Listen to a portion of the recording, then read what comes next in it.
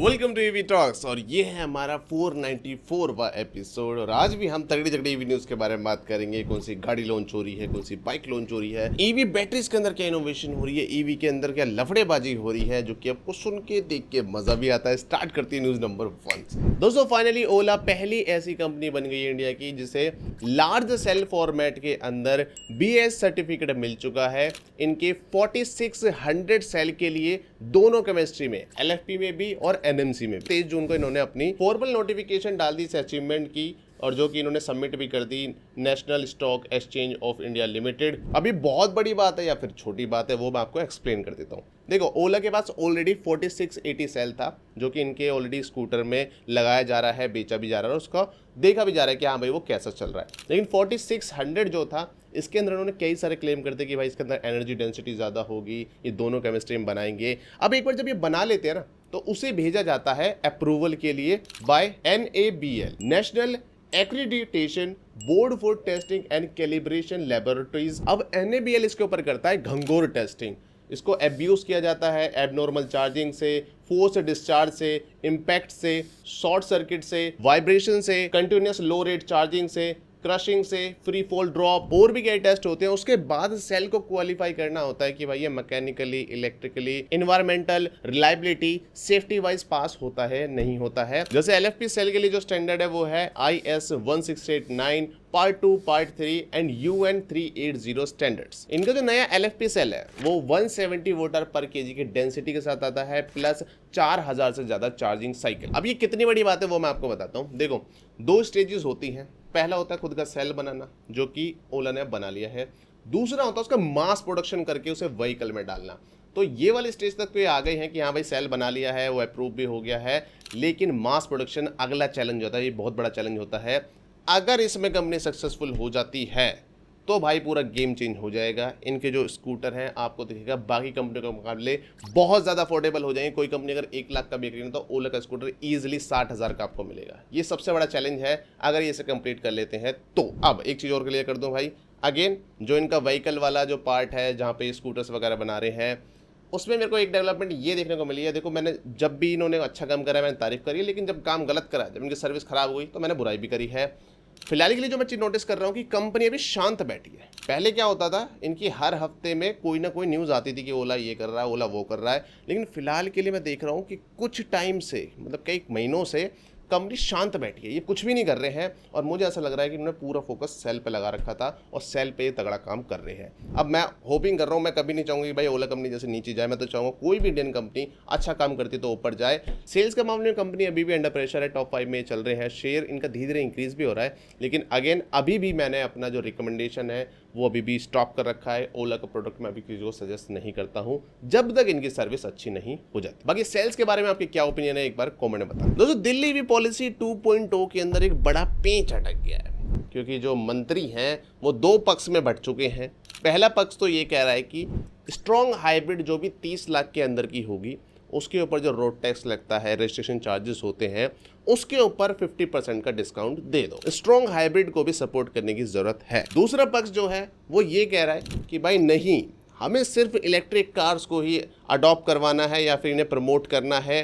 Strong hybrid पे हमें कोई सब्सिडी नहीं देनी चाहिए। और ये चीज़ के वजह से जो अपनी दिल्ली ईवी पॉलिसी है फाइनली अटक चुकी है। और मैं आपको एक चीज़ बता दूं, अभी जो दिल्ली ईवी पॉलिसी जो करंट वाली चल रही है, जो एक्सटेंड हो चुकी थी, वो इसी 30 जून को खत्म हो जाएगी, यानी 2 दिन उसमें रह गए हैं। जिसके वजह से सरकार के ऊपर भी अब प्रेशर आ गया है कि भाई क्या किया जाए, दोबारा एक्सटेंड कर दी जाए या फिर इसे लागू कर दिया जाए। आई डोंट नो गवर्नमेंट इसमें क्या करने वाली है। लेकिन अगर मैं अपना पर्सनल ओपिनियन दूं इस टॉपिक के ऊपर, तो मेरे हिसाब से तो आपको सिर्फ ईवी को ही सपोर्ट करना चाहिए। क्योंकि हम ग्लोबली अगर देखें ना तो जो प्लग इन हाइब्रिड है वो एक ट्रांजिशन की तरह थी। जैसे आप पेट्रोल से जा रहे हो ईवी पे, तो बीच में हाइब्रिड्स भी आ गई।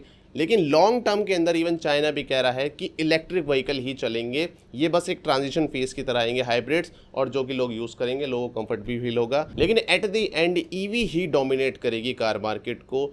और देखते हैं भाई, अब मंत्रियों में आपस में मतभेद तो हो गया है, क्या रिजल्ट आता है 30 जून के बाद हमें पता लग जाए। दोस्तों, टाटा नहीं मान रहा। टाटा को किसी ने बहुत बुरा हर्ट कर दिया है, क्योंकि रिसेंटली कंफर्म हो चुका है कि इनकी जो सेरा ईवी आएगी उसके बेस वेरिएंट के अंदर 65 किलोवाट का बैटरी पैक होगा।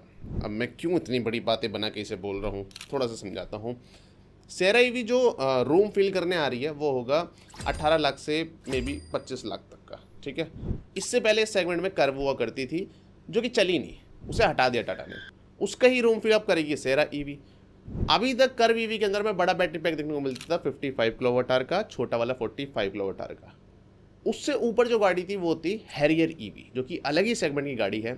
उसके अंदर बेस वेरिएंट में जो पैक आता है वो है 65 किलोवाट आवर का। यानी कि यहाँ पे जो बैटरी कॉन्फ़िगरेशन है हैरियर ईवी की और सेरा ईवी की, वो दोनों सेम ही होने वाली है। अब इसका बहुत बड़ा इंपैक्ट जो पड़ेगा वो पड़ेगा इनकी मार्केटिंग पे। हैरियर ईवी बड़ी गाड़ी होने की वजह से वो उसमें वजन भी बहुत ज़्यादा है, पावर भी बहुत ज़्यादा है।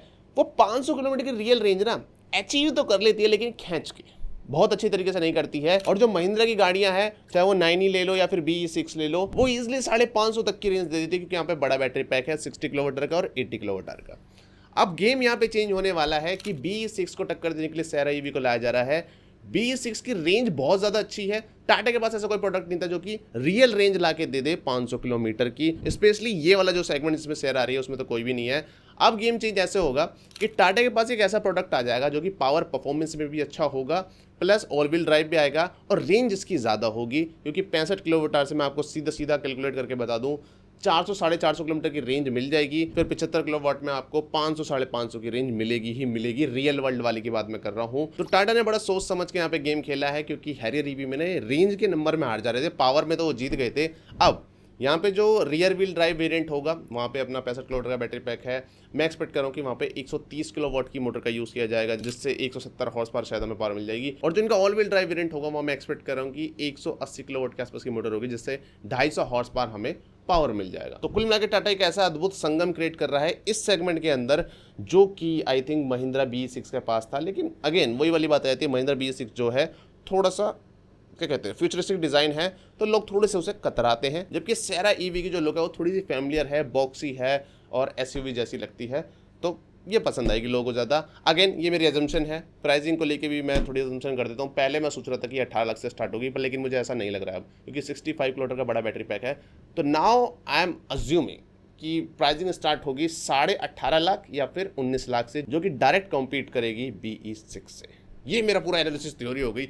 आप बाकी बता सकते हो आप क्या सोचते हो उसके बारे में, आपको क्या लगता है, मेरी बातों से एग्री करते हो डिसएग्री करते हो, एक बार कमेंट करो। और वीडियो में यहाँ तक आ चुके तो वीडियो पसंद आ रही तो इसे लाइक करो, चैनल को सब्सक्राइब और बेल आइकन भी दबाओ। दोस्तों MG भी फाइनली अपनी प्लग इन हाइब्रिड इंडिया में ला रहा है। बहुत टाइम से प्लान कर रहे थे कि हमें प्लग इन हाइब्रिड लानी है, फाइनली कंफर्म हो चुका है कि 15 जुलाई को ये इंडिया में अपनी पहली प्लग इन हाइब्रिड को लॉन्च करेंगे, जो कि होगी इनकी वुलिंग की स्टारलाइट 560। आपको पता ही होगा इंडिया में अब GSW MG जो कि एक जॉइंट वेंचर है वो चलता है। पहले ये वुलिंग एयर ईवी लेके आए थे, जो कि इंडिया में कॉमेट ईवी की तरह आई थी। फिर ये अपनी क्लाउड ईवी लेके आए थे इंडिया में, जो कि अब विंडसर ईवी के नाम से यहाँ सेल होती है। और तीसरी जो ये 15 तारीख को लॉन्च कर ही रहे हैं। स्पेसिफिकेशन की बात करें तो इसके अंदर हमें 1.5 लीटर का NA पेट्रोल इंजन मिलेगा, 25 किलोवाट का बैटरी पैक मिलेगा, पावर होगी 197 PS की और 230 न्यूटन मीटर का टॉर्क। लेकिन एक चीज मैं आपको क्लियर कर दूं, अगर आपकी आंखों में थोड़ी सी उम्मीद आ गई है कि चलो 10-15 लाख में कोई गाड़ी आ जाएगी प्लग इन हाइब्रिड, नहीं, गलत कर रहे हो बिल्कुल। यहाँ पे ये इसे प्रीमियम सेगमेंट में ही सेल करेंगे। प्लग इन हाइब्रिड अभी के लिए तब मान के चलो सस्ती आ ही नहीं सकती। मैं मान के चल रहा हूँ कि इसे हेक्टर से ऊपर रखा जाएगा, प्रीमियम पोजीशन करके इसे सेल किया जाएगा। और हाँ, आई थिंक मैंने डेट गलत बोल दी है, 16 जुलाई है, मैंने अभी जस्ट देखा है, 15 जुलाई आई थिंक मैंने अभी बोल दिया था। तो 16 जुलाई को उसका सारा सच का सामना हो जाएगा और अपने चैनल पे वीडियो पे आ जाएगा। एंड दोस्तों एक बहुत ज़रूरी अनाउंसमेंट जो मैं आपसे 1 to 1 करना चाहता था, अपनी जो चार्जर वाली वीडियो है वो अब जाके कंप्लीट हुई है। पूरा 1 महीने से ज़्यादा शूटिंग प्लस एडिटिंग में मुझे लग गया है, बहुत ज़्यादा मेहनत लगी है। मेरे चैनल पे अब तक की सबसे ज़्यादा एफर्ट वाली वीडियो वही होने वाली है। फिंगर क्रॉस्ड है भाई, प्यार दिखाना, और प्यार तो दिखाना ही, प्लस फीडबैक भी मुझे देना ताकि मैं इंप्रूव करके अच्छे से अच्छा कंटेंट लाऊं। दोस्तों इंडिया की पहली हाइड्रोजन ट्रेन का सक्सेसफुली जो ट्रायल था वो कंप्लीट हो चुका है 26 जून को। ये जो ट्रेन थी हरियाणा के अंदर जिंद से सोनीपत के बीच में चलाई जा रही थी, और ये जो ट्रैक था इसे एक्चुअल में सुटेबल बनाया गया था हाइड्रोजन ट्रेन के लिए, क्योंकि जिंद वाले स्टेशन पे इन्होंने हाइड्रोजन प्रोडक्शन, स्टोरेज और रिफ्यूलिंग की फैसिलिटी लगा रखी थी। और आप में से जो रेगुलरली ईवी टॉक्स देखते हैं अपना, उन्हें याद होगा कि मैंने आई थिंक 6-7 महीने पहले इस न्यूज़ को कवर करा था, और काफ़ी लंबा टाइम इन्होंने लिया है। अब ये जो भी ट्रायल हुआ था इसमें एक चीज़ को मेक श्योर किया गया था कि ट्रेन की परफॉर्मेंस है वो कहीं भी हैम्पर तो नहीं हो रही है, या फिर जो भी इन्हें चैलेंजेस आए होंगे वो चीज़ इन्होंने फाइनली सीख ली है। और जो फाइनल फेज था ना इनका, जो ट्रायल कंप्लीट हुआ है उसमें रेलवे ऑफिशियल्स आए थे, उन्होंने ट्रेन की परफॉर्मेंस को एक्चुअल में टेस्ट किया है। अब इस ट्रेन के अंदर ना हाइड्रोजन फ्यूल सेल टेक्नोलॉजी का यूज हुआ है, जिसमें होता क्या है, हाइड्रोजन और ऑक्सीजन का केमिकल रिएक्शन किया जाता है जिसकी वजह से इलेक्ट्रिसिटी प्रोड्यूस होती है, और साथ में इमिशन के तौर पर ये पानी को निकालती है, यानी इससे कोई पोल्यूशन वगैरह नहीं होता है। अब देखते हैं कि भाई इस गाड़ी को ऑपरेशनल कब किया जाता है विद पैसेंजर। इसके लिए कई रेगुलेटरीज, जो फॉर्मेलिटीज़ होती होंगी, जो अप्रूवल्स होते होंगे वो मिलेंगे। उसके बाद शायद से हमें इंडिया की पहली हाइड्रोजन ट्रेन चलती हुई देखने को मिल जाए। और हाँ, ऐसा करने वाले आई थिंक यूएस हो गया, चाइना हो गया, रशिया हो गया, एक दो और होंगे जिनके पास ये टेक्नोलॉजी है। उसके अलावा आई थिंक टॉप 5 ही हैं जिनमें अब भारत भी आ गया। और अब बात करते हैं कुछ क्विक अपडेट्स की। रिवोल्ट 2 जुलाई को एक नई बाइक लाने वाला है। मैं एक्सपेक्ट कर रहा हूँ कि थोड़ी अपर सेगमेंट की बाइक होगी। EV battery tech startup Emo Energy ने रेज कर लिया है 59 करोड़ की फंडिंग। एथर ने बड़ा माइलस्टोन अचीव कर लिया है, इन्होंने सेल कर दिए अपने 7 lakh electric scooter. Greaves electric mobility ने भी कंप्लीट कर लिया अपने 4 लाख इलेक्ट्रिक स्कूटर। विनफास्ट के वाइपर इलेक्ट्रिक स्कूटर का इंडिया में पेटेंट हो चुका है, जल्द ही लॉन्च भी होगा। टाटा मोटर्स ने कहा कि अपनी आफ्टर सेल सर्विस में बहुत तगड़ा काम कर रही है। यहाँ पे ये का यूज करेंगे जिससे जो दिक्कतें हैं वो पहले प्रेडिक्ट हो जाएंगी, प्लस जो बार बार इशू आते हैं उन्हें भी ठीक करने में हेल्प मिलेगी। अल्ट्रावॉलेट ने फाइनली अपना पहला शोरूम खोल दिया है नॉर्थ ईस्ट मिजोरम में। फरारी ने अपनी इलेक्ट्रिक कार लूचे को चाइना में लॉन्च करा और वहां पे 88 के 88 कार एकदम सोल्ड आउट हो गई। तो ये था इस हफ्ते का वीडियो। पसंद आए तो इसे लाइक करना। सबसे बेस्ट न्यूज कौन सी लगी कमेंट में बताओ।